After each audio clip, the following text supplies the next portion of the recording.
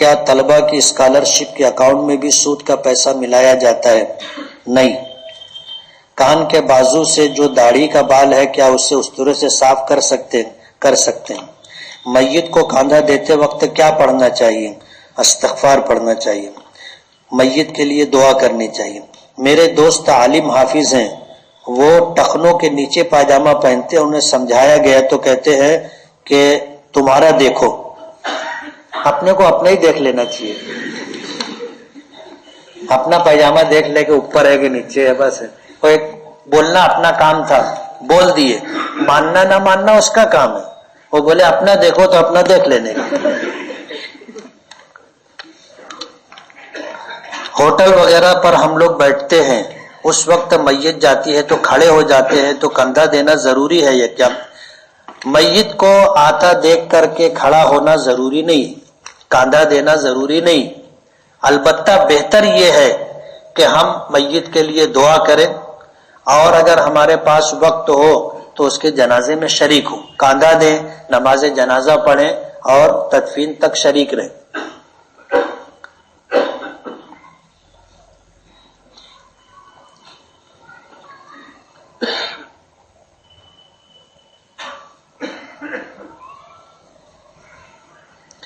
آپ نے حج کلاس میں بتایا تھا کہ حضور نے صحابہ کرام کو حکم دیا تھا کہ جو ہدی کا جانور نہ لایا ہو وہ سر منڈا لے، اور حضور نے فرمایا تھا کہ اگر مجھے یہ بات پہلے سے معلوم ہوتی تو میں بھی ہدی کا جانور نہ لاتا۔ آپ نے عربی عبارت پڑھی تھی، اس عبارت کو اس کاغذ کے پیچھے لکھ دیں، ہم لوگ مؤذن صاحب سے لے لیں گے۔ حضور نے فرمایا تھا لو استقبلت مستدبرت ما سقت الہدیہ، کہ بعد میں کیا حالات پیش آنے والے ہیں اگر مجھے پہلے سے معلوم ہوتا تو میں ہدی کا جانور لے کر کے نہیں آتا۔ میری بچی کا انتقال ہو گیا 12 سال، اس کے شوہر کے ساتھ رہی، 2 بچے ہیں۔ اب انتقال کے بعد اس کے سسرال والے کئی مولانا سے پوچھنے کے بعد یہ بتاتے ہیں کہ جتنا بھی سامان برتن وغیرہ ہے اس کا ذمہ دار اس کا شوہر ہے، جبکہ سارے برتن شادی کے وقت لڑکی کے والدین نے اس کو دیے تھے۔ آپ رہنمائی فرمائیں۔ مسئلہ یہ ہے کہ جو مولانا لوگ یہ بات بتا رہے ہیں یا جن مولانا لوگوں کا یہ حوالہ دے رہے وہ صحیح نہیں۔ میت کا جو بھی مال ہوگا وہ ترکہ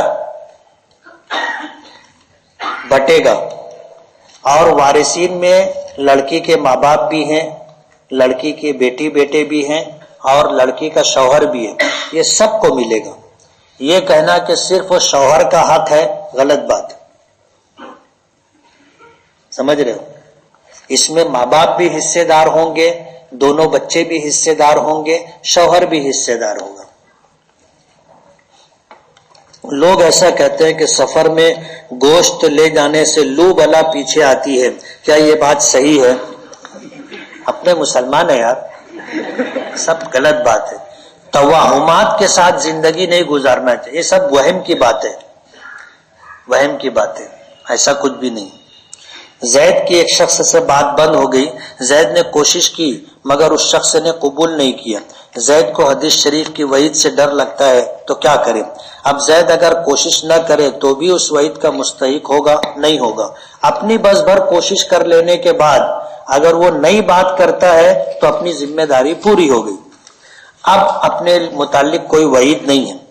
حافظ اور عالم کا کیا درجہ ہے؟ حافظ جنت میں کتنے لوگوں کو لے کے جائے گا؟ اور عالم، جو شخص حافظ ہوگا وہ 10 لوگوں کو جنت میں لے جانے کا اللہ اس کو سفارش کا حق دیں گے۔ ایک حافظ جس نے دنیا میں قرآن پاک زبانی یاد کیا، اس کے حلال کو حلال سمجھا، حرام کو حرام سمجھا، اور قرآن کریم کو آخر وقت تک یاد رکھا، جب دنیا سے جائے گا تو میدان محشر میں اللہ پاک اس کو بھی جنت عطا کریں گے اور اس کے ماں باپ کو بھی جنت عطا کریں گے، اور اس کو یہ حق دیں گے کہ وہ 10 لوگوں کے بارے میں سفارش کرے۔ وہ سفارش کرے گا کہ یہ میرے نانا ہے، یہ دادا ہے، یہ باپ ہے، اور یہ فلاں ہے، یہ فلاں، اللہ ان کے حق میں میری سفارش قبول کر لے، ان کو جنت عطا کر دے، تو اللہ بات مان لیں گے، سفارش قبول کر لیں گے۔ اس لیے خود حافظ بننا چاہیے۔ بولتے ہیں نا کہ بل ہو تو اپنا، کسی کی محتاجگی نہیں. آدمی خود حافظ رہے گا تو خود جنت میں جائے گا اور 10 لوگوں کو لے کر کے جائے گا. اور اگر خود حافظ نہیں بن سکتے تو اپنی اولاد کو حافظ بناؤ، اپنی اولاد کو حافظ بناؤ. اور اگر اولاد نہیں ہے یا اولاد حافظ نہیں بن سکی تو کسی کے بچے کو، آپ غریب بچہ ہے اور حفظ کر رہا ہے، اس کا خرچہ اٹھاؤ. مدرسے میں جاؤ اور پوچھو کہ بچہ جو آپ کے یہاں مدرسے میں حفظ کر رہا ہے اس کے مہینے کا خرچہ کیا ہے، کھانے کی خوراکی فیس کتنی ہے؟ وہ کہیں گے 500 روپیہ 600 روپیہ. آپ ہر مہینہ 1000 روپیہ خرچہ کرو. کتنا؟ 1000. مدرسے میں اس کی خوراکی فیس جمع کرو اور اس کو 200-400 روپیہ خرچے کا دو. زیادہ نہیں دینے کا، نہیں تو پڑے گا نہیں. وہ خرچے کے لیے 200-400 روپیہ مہینے کا دو اور سال میں اس کو 2-3 جوڑا کپڑا بنا دو تو وہ 3 سال میں حافظ بن جائے گا. اب مہینے کا آپ نے اگر 1000 روپیہ دیا تو سال کا 12000 اور 3 سال کا 36000.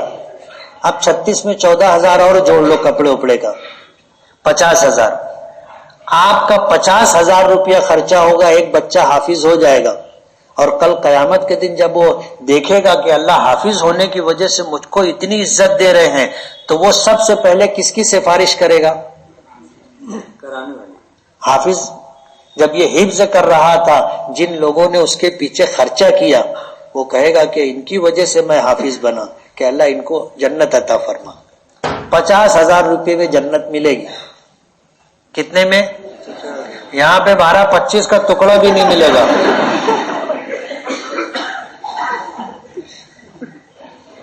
دنیا میں 12-25 کا ٹکڑا بھی نہیں ملے گا. لیکن 3 سال میں آپ کو 50000 روپیہ خرچہ کرنا ہے. ایک ساتھ تو نہیں لگے گا. بولو مشکل ہے؟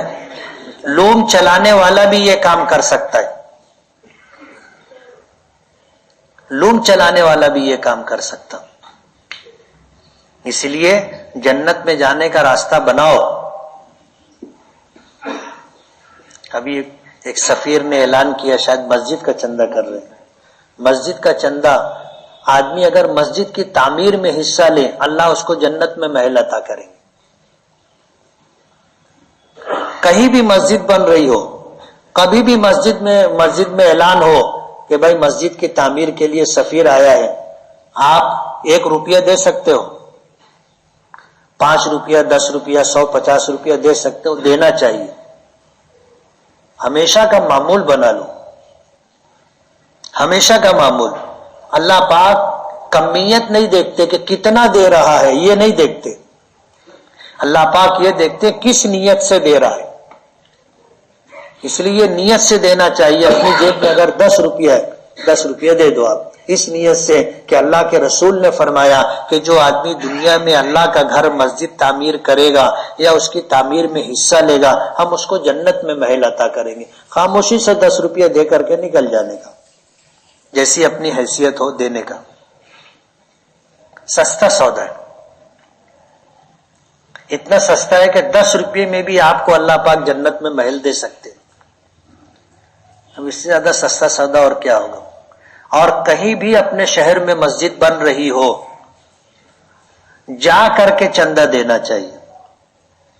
نہیں دے سکتے بہت بڑی رقم، 150 روپیہ، 1000 2000 5000 10000 دے سکتے، دینا چاہیے جا کر کے. زید کا ماننا ہے کہ 786 کا مطلب بسم اللہ الرحمن الرحیم ہے، اور وہ ہر جگہ تسمیہ کی جگہ 786 لکھتا ہے. ایسا کرنا صحیح ہے؟ غلط بات ہے. ایسا کچھ بھی نہیں. مسلمان جب یہودیوں پر غالب ہو جائیں گے تو وہ ایک درخت کے پیچھے چھپ جائیں گے اور وہ مسلمانوں کو نظر نہیں آئیں گے. کیا یہ بات صحیح ہے؟ اگر یہ بات صحیح ہے تو اس درخت کا نام کیا ہے؟ اپنے یہاں جس کو سابڑ بولتے ہیں نا، جانتے ہو؟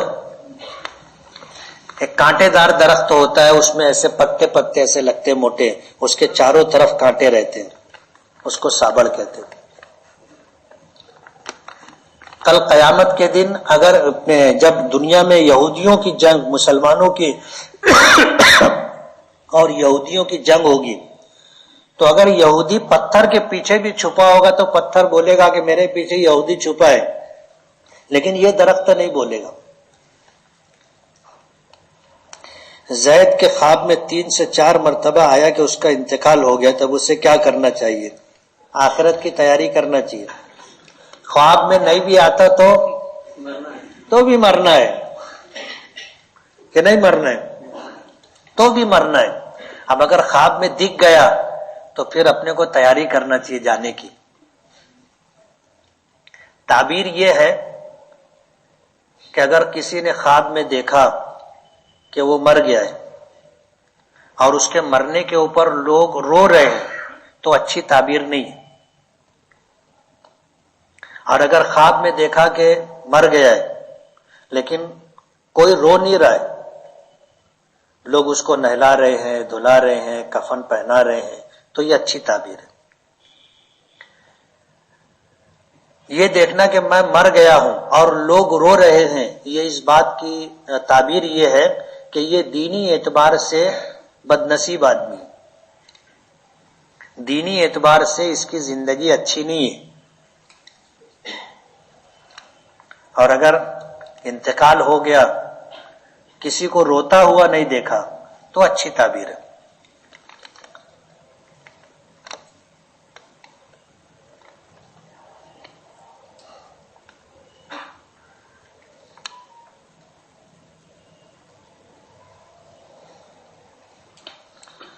طبرانی کی روایتوں میں ایک عجیب بات پڑھنے میں آئی کہ ایک مرتبہ حضور زید ابن حارثہ کے گھر تشریف لے گئے، زید موجود نہیں تھے، ان کی بیوی حضرت زینب کپڑے بدل رہی تھی، آپ کی نظر ان پر پڑی جس سے دل میں زید سے بے رغبتی پیدا ہو گئی، اور آگے ہے کہ زید آپ کے گھر تشریف لائے اور آپ کے لیے ان کو طلاق دے دیا۔